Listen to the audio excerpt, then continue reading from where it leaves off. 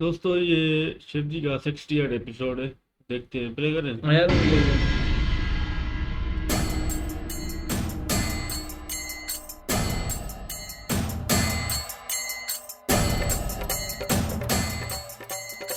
सती,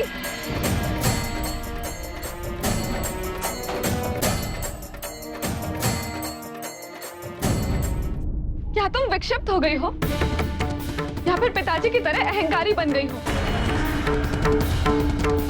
या फिर शिव द्वारा हुए अपने प्रेम के तिरस्कार का प्रतिशोध लेना चाहती हो? क्यों क्यों कर रही हो शिवलिंग का विसर्जन? ये पाप मत करो। इस अनर्थ को वैसे रोक लो सती। अनर्थ तो तब होता दीदी जब शिव का मेरे जीवन में कोई अर्थ होता। इस निरर्थक और व्यर्थ पत्थर को अपने पास रखने का क्या औचित्य है? इसका मेरे हाथों विसर्जित होना इसकी नियति है। इतनी निष्ठुर मत बनो सती। अपने हृदय के साथ छल मत करो। करना ही है तो शिव को पाने की चेष्टा करो। कहा ना मैंने, इन बातों का मेरे लिए अब कोई महत्व नहीं। अब मेरा शिव से कोई नाता नहीं। क्या कहा? शिव से तुम्हारा कोई नाता नहीं? भूल गई, वो तुम्हारा प्रेम है, तुम्हारे जीवन का आधार है, उद्देश्य है, अर्थ है। कहा ना मैंने, शिव का मेरे जीवन में कोई अर्थ नहीं। मैं केवल वो करूंगी जो एक प्रजापति की पुत्री को करना चाहिए। मैं अपने सभी कर्तव्यों का पालन करूंगी।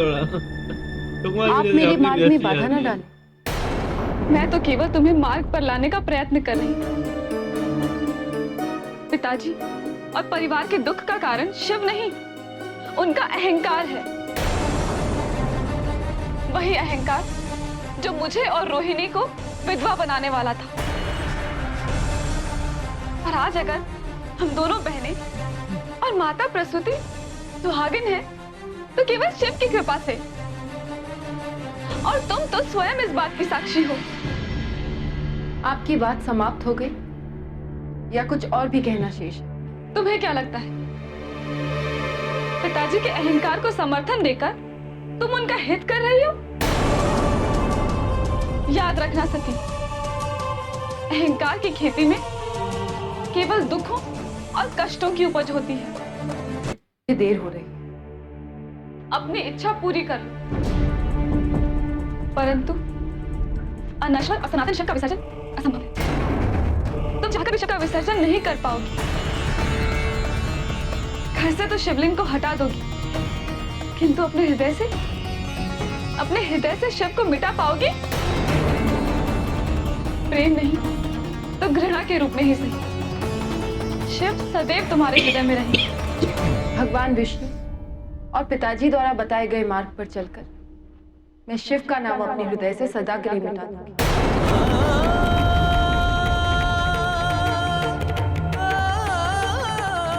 मुझे देर हो रही है दीदी, मैं चलती हूँ।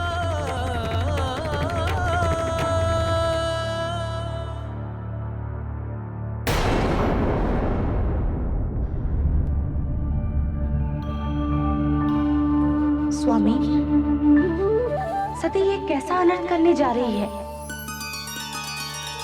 जिस सती का जन्म शिव से मिलन के लिए हुआ है, जिस सती की पूजा से शिव का श्राप मिट गया है, वो सती जाने अनजाने में अपने आधे अस्तित्व को विसर्जित करने जा रही है। बड़े ही अनचाहे और दुखदाई मोड़ पर आ गई है सती और शिव की प्रेम कथा। अब इस कथा को केवल आप संवार सकती हैं प्राण प्रिय।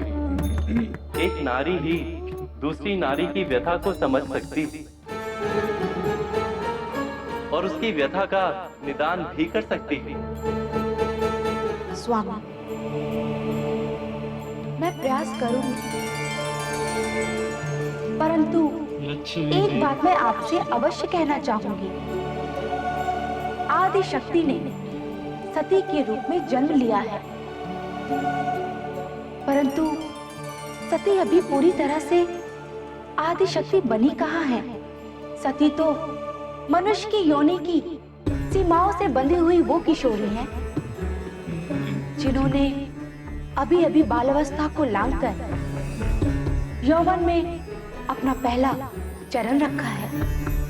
तो स्वामी, हम एक साधारण कन्या से आदि शक्ति के महान आचरण की ही अपेक्षा क्यों कर रहे हैं?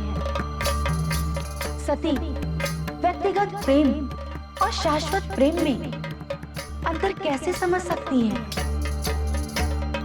जिस मय के साथ मानव शरीर का निर्माण होता है, उस मय से सती स्वयं को कैसे दूर रख सकती हैं?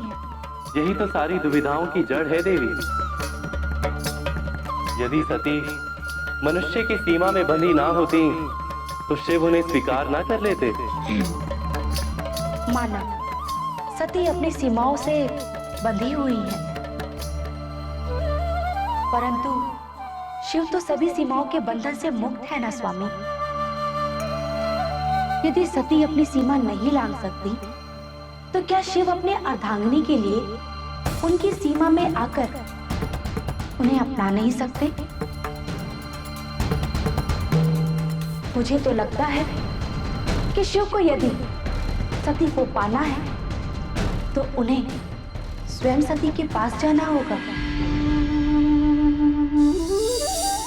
आपके सभी प्रश्नों के उत्तर केवल आने वाला कल दे सकता है देवी। और समय के गर्भ में क्या छिपा है ये कोई नहीं जानता।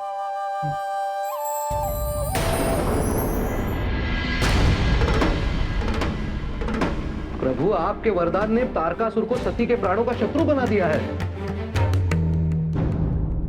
देवर्षि, कौन है ये तारकासुर जो माता सती को हानि पहुंचाना चाहता है?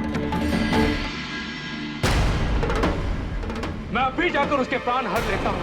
नंदी, तारकासुर के प्राण तो स्वयं महादेव भी नहीं हर सकते। उस तारकासुर की मृत्यु केवल शिवपुत्र के हाथों हो, यही वरदान दिया है स्वयं महादेव ने उसे। उसने जब सुना कि आदिशक्ति ने शिव से विवाह करने के लिए सती के रूप में जन्म लिया है, तो वो सती के प्राणों का शत्रु बन गया।